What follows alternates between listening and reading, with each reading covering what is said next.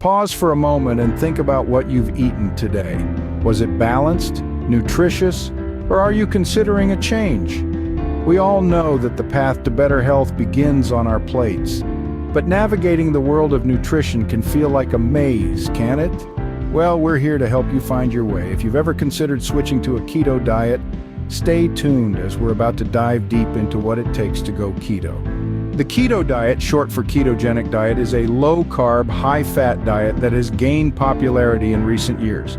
But what exactly does this mean, and why has it become such a health trend? Let's break it down. The typical ketogenic diet involves drastically reducing your intake of carbohydrates and increasing your consumption of fats. This adjustment in eating habits pushes your body into a metabolic state known as ketosis. But what is ketosis, you might wonder?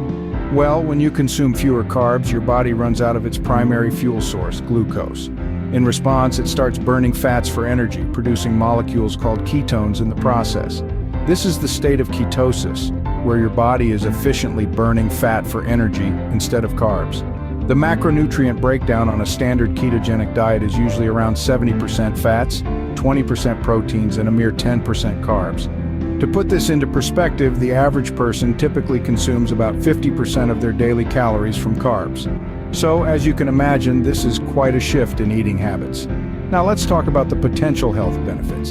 The ketogenic diet was initially developed in the 1920s to help control seizures in children with epilepsy. However, over the years it has been recognized for its potential benefits in weight loss, improved heart health, and better blood sugar control, among others.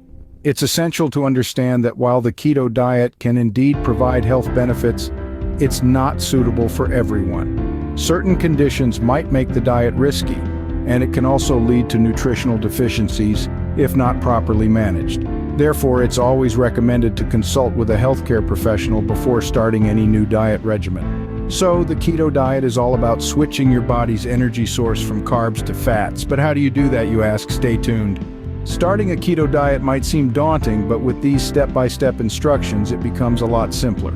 First and foremost, it's all about reducing your carbohydrate intake. The ketogenic diet is a low-carb diet, so you'll want to limit your intake to about 20 to 50 grams of net carbs per day. This means saying goodbye to bread, pasta, and sugary treats. Instead, you'll want to fill your plate with non-starchy vegetables like leafy greens, broccoli, and zucchini. Now, don't think that this is a green light to cut out all carbs. It's about choosing the right ones. Fruits, for instance, can be enjoyed in moderation. Berries are your best bet here, as they are low in carbs but high in fiber. Next, let's talk about fats. The keto diet is high in healthy fats. Around 70 to 75% of your daily calories should come from fats, but not all fats are created equal. Focus on high-quality sources such as avocados, olive oil, and nuts. Avoid trans fats and limit your intake of saturated fats like those found in red meat and full-fat dairy products. Thirdly, you'll want to maintain a moderate protein consumption. Protein is essential for muscle building and repair, but too much can kick you out of ketosis. Aim for 15 to 20% of your daily calories to come from protein. Lean meats, poultry, fish, and eggs are all excellent sources. Once you've got your ratios right, it's time to test for ketosis. This is the state your body enters when it starts burning fat for fuel instead of carbohydrates. There are several ways to do this, including urine strips, breath analyzers, and blood ketone meters.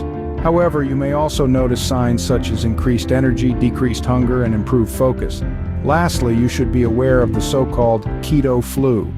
This is a group of symptoms that can occur in the first few days of starting a ketogenic diet. Symptoms can include fatigue, headache, irritability, and difficulty focusing, brain fog. But don't worry, these symptoms are temporary and can be managed by staying hydrated, getting enough sleep, and ensuring you're getting enough electrolytes. So, to recap, starting a keto diet involves reducing your carb intake, increasing your healthy fat intake, maintaining moderate protein consumption, testing for ketosis, and managing any keto flu symptoms. And there you have it, a simple guide to kickstart your keto journey. But remember, everyone's body reacts differently, so it's essential to listen to your body and adjust accordingly. Embarking on a keto journey or any diet change can be challenging, but remember, you're not alone in this. We're here to accompany you, to guide you, and to provide you with valuable insights and tips that can make your health journey easier and more fruitful. Our channel is a goldmine of information filled with content designed to inspire, inform, and support you every step of the way. From understanding the basics of a keto diet to exploring advanced strategies for maximizing its benefits, we've got you covered. And it's not just about keto. We delve into a plethora of health and diet topics, bringing you the latest research, debunking common myths, and helping you make informed decisions about your health. Now, if you found value in this video and you'd like to embark on this journey with us, we invite you to hit that subscribe button.